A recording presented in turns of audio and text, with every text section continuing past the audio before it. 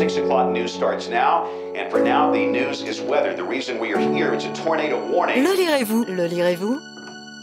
Le lirez-vous? Le lirez-vous? Le lirez. Le lirez-vous? Le lirez-vous? Le lirez-vous? Le lirez-vous? Bonjour à toutes et à tous. Voici le premier épisode de la saison 4. Merci de suivre Le lirez-vous et bienvenue aux nouveaux auditeurs auditrices.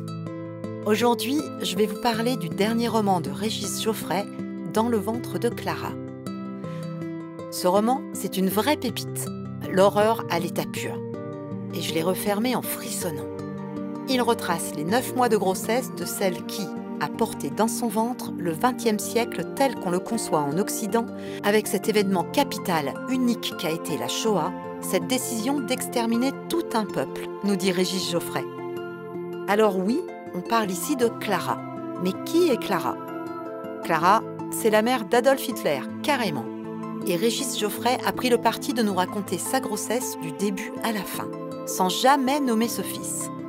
Quelle histoire! Il est parti de ce qu'on sait de ses deux parents, c'est-à-dire pas grand-chose, et moi qui dévore depuis mon adolescence tout ce qui touche à la Deuxième Guerre mondiale, je ne m'étais jamais penchée sur l'avant.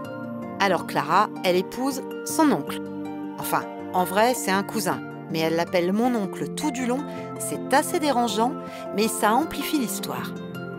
Celui-ci avait déjà eu 2 épouses et il se marie avec Clara sans trop lui demander son avis. Elle a quand même 23 ans de moins que lui. Tout est glauque, que ce soit leur relation, les rapports qu'ils entretiennent ou encore le curé qui est juste à vomir. Alors on écoute Clara qui nous raconte sa misérable vie, les coutumes de l'époque étant tellement loin de celles de nos jours.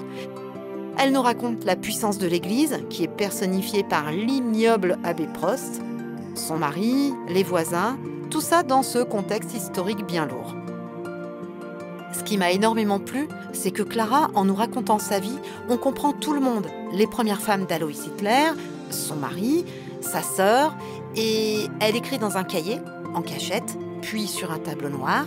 Et grâce à ce témoignage, on comprend petit à petit ce mari radin, raciste, tyrannique et brutal, et Clara semble innocente, naïve, et elle subit beaucoup.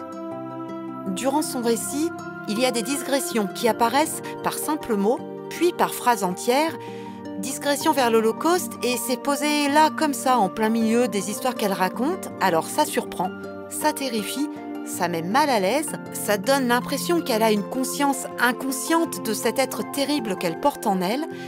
Et l'art de Régis Geoffrey a toujours inventé des histoires percutantes avec son style inimitable et cruel. Eh bien moi je suis archi fan. Mais là, je salue vraiment cet exercice qui a dû être tellement difficile. Arriver à traiter ce sujet par la maternité, à nous faire frémir d'horreur, nous, témoins de la désolation future, et juste avoir envie de secouer Clara et lui dire « Stop, stop, arrête cette grossesse tout de suite !» Alors, il va plaire à qui ce roman? Bon, évidemment, âme sensible, s'abstenir. Si vous êtes enceinte, abstenez-vous également.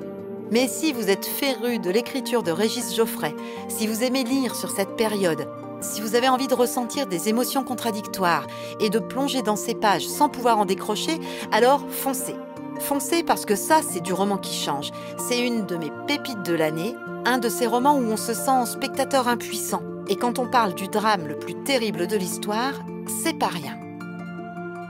Dans le ventre de Clara de Régis Geoffrey, paru aux éditions Récamier en grand format et en e-book.